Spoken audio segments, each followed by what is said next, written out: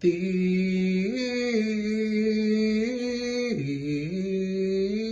anak ko amay maysa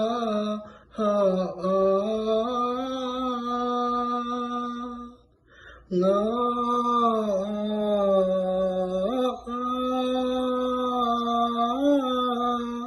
liw-liwak ka kay suna.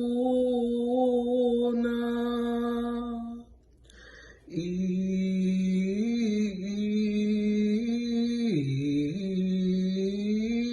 pakatayan itulod da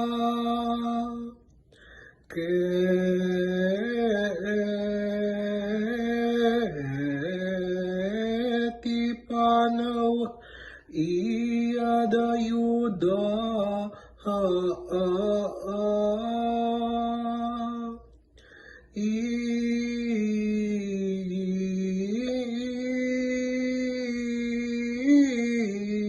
iti arpad ko nga inana.